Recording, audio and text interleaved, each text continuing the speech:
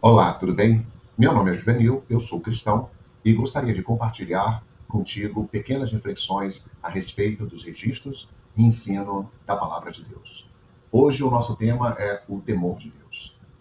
O temor de Deus é um componente relevante para a caminhada cristã, porque aqueles que desejam e almejam seguir o caminho estreito que leva ao Pai precisam desse componente para que eles não tropecem e nem desviem do caminho. O que acontece? Sem esse temor, os cristãos tendem a não considerar uma das faces da natureza de Deus, a face de justo juiz. Hoje, tem se dado uma ênfase muito grande à bondade de Deus e à benignidade. E isso não está errado, está certo. Deus é bondoso e é benigno, é misericordioso e ele está pronto, com as mãos estendidas para você. Mas a ênfase que é dada sem completar tudo o que significaria esse Deus, a natureza desse Deus, ela acaba sendo incompleta no tocante à percepção da santidade, da justiça e da autoridade que ele tem. Então, o Deus que é benigno e bom também é o mesmo Deus que é severo, de acordo com as Escrituras. Então, nós temos um Deus bom para aqueles que andam em seus caminhos, em seus preceitos. E nós temos um Deus rigoroso, conforme as suas palavras, para aquele que não anda nos seus caminhos.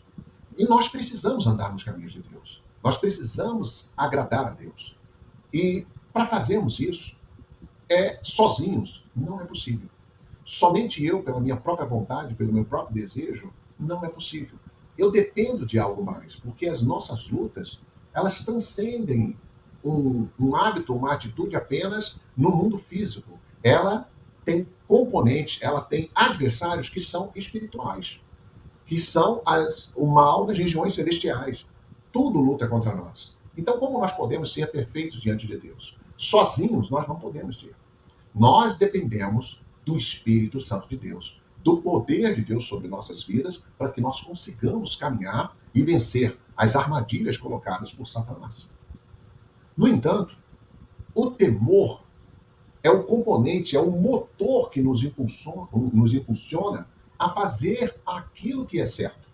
Ainda que tenhamos dificuldades, ainda que tenhamos recaídas, ainda que tenhamos limites da nossa própria natureza, o temor nos impulsiona a fazer aquilo que é certo diante de Deus. Então, é importantíssimo saber o que é o temor. Muitas vezes nós ouvimos que o temor era um respeito e uma reverência. Porém, eu acredito que o temor do Senhor, ele está firmado também, além de respeito e reverência, na sua autoridade. Que autoridade?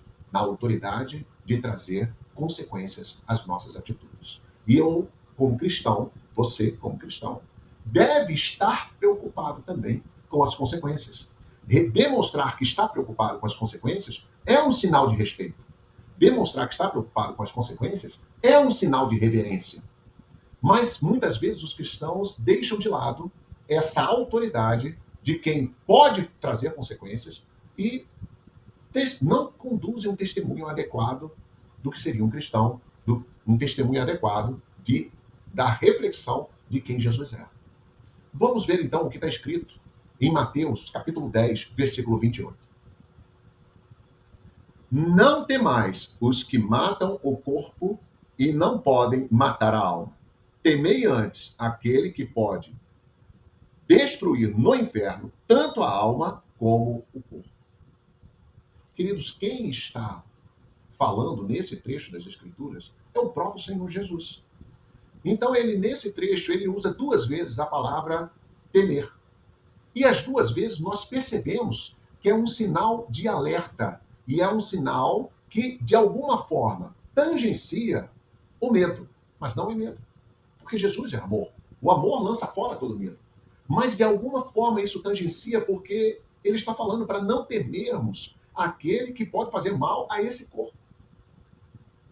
Mas sim que devemos temer, ou seja, devemos nos preocupar, sim, com aquele que pode lançar o nosso corpo, destruir o nosso corpo e a nossa alma no inferno. ele deixa uma instrução clara a quem nós devemos temer. E esse temor é a Deus. Por quê? Porque Deus tem a autoridade. Ele tem o poder para trazer consequências sobre nós. Mas o que é o temor do Senhor?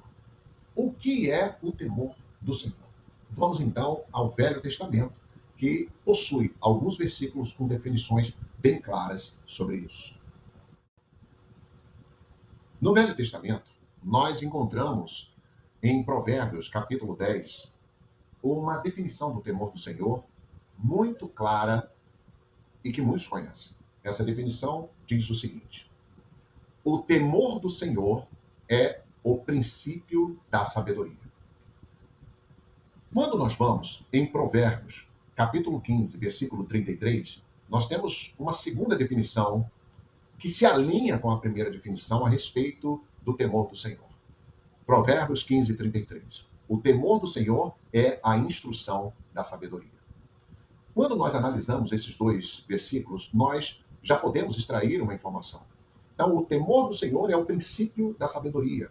Princípio no sentido de diretriz, fundamento. Então, o temor é o fundamento para a sabedoria. E quando nós vamos em Provérbios 15, 33, o temor do Senhor, ele é definido como uma instrução. Então, ao mesmo tempo, o temor é o fundamento e, ao mesmo tempo, o temor é aquilo que te instrui para que você se torne sábio. E ser sábio aos olhos de Deus é andar nos seus caminhos em retidão para com Ele. Porém, no Velho Testamento, ainda no livro de Provérbios, encontramos outras duas definições. Em Provérbios, capítulo 14, versículo 27, nós encontramos a seguinte definição: o temor do Senhor é uma fonte de vida para preservar dos laços da morte. Então, o temor é uma fonte de vida que te protege, que lhe impede de você cair no abismo, que lhe impede de você ser enlaçado pela morte. Te traz uma proteção, é um escudo. O temor do Senhor é fonte de vida que te preserva. Quando continuamos a esmiuçar o livro de Provérbios, no capítulo 8, no versículo 13, encontramos uma definição que, ao meu ver, parece ser mais prática. É uma definição que já deixa claro para você uma direção do que você precisa fazer. Ele diz o seguinte, Provérbios 8, 13. O temor do Senhor é odiar o mal, odiar a soberba, a arrogância, o mau caminho e a boca perversa. Então, essas atitudes relacionadas à soberba, à arrogância, aquilo que é mal, que é prejuízo para os outros, que é prejuízo para você se acontecer, aquilo que é mal, a boca que fala coisas perversas, você odeia isso se você tiver o temor do Senhor. Você não aceita essas coisas na sua vida. Então, nós temos algo prático aqui. Se eu temo a Deus, eu não vou ser arrogante. Se eu temo a Deus, eu não vou ser soberbo. Se eu temo a Deus, eu não vou ter uma boca perversa. Se eu temo a Deus, tudo aquilo que é mal, ou seja, o que é mal, é a definição bíblica de mal, é tudo aquilo que desagrada a Deus. Aquilo é mal. Eu não vou praticar na minha vida. Essa é a definição que a gente vê na Bíblia de temor do Senhor, sendo a última que eu dei a mais prática, no meu entender. No entanto, eu acredito que a melhor definição de temor, ela não está explícita na Bíblia. A melhor definição que nós podemos extrair e que tem um impacto muito mais forte sobre nós é a análise das experiências que o povo de Israel tem com esse Deus que também é o nosso Deus. As experiências que estão registradas na Bíblia e que servem de referência para nós, tudo que foi escrito para o nosso ensino, essas experiências nos dão uma percepção mais apurada do que seria o temor do Senhor. Mas isso nós vamos ver no próximo vídeo, a parte 2, sobre o temor do Senhor. Creia e tema.